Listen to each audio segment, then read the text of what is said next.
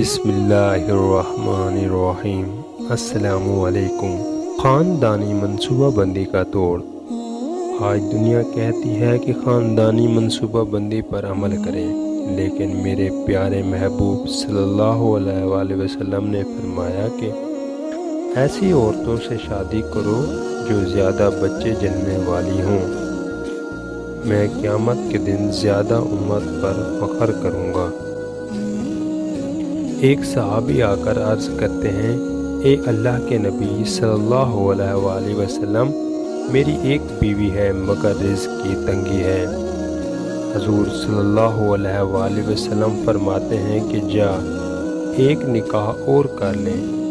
चुनांचा एक निकाह और करते ही फिर आते हैं, कहते हैं, ए अल्लाह के नबी सल्लल्लाहु अलैहि वसल्लम, मेरी 2 बीवियां हैं, खर्चे में ज़रा तंगी है। फरमाया, जा एक और निकाह कर लें।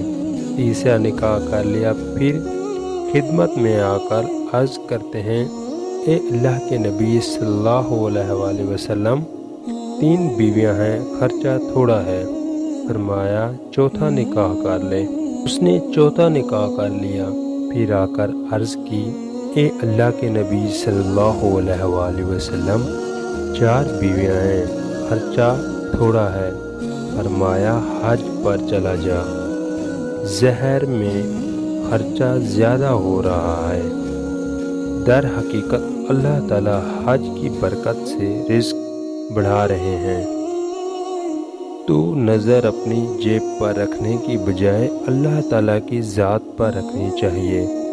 ये अच्छी तरह ज़हन नशीन कर लें कि हम मुल्की मनसूबा बंदी के पर ज़ोर हामी हैं, ताहम ख़ानदानी मनसूबा बंदी के मुखालिफ हैं।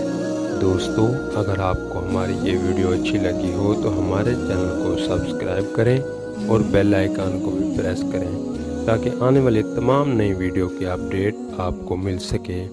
लाइक और शेयर करना ना भूलें। शुक्रिया।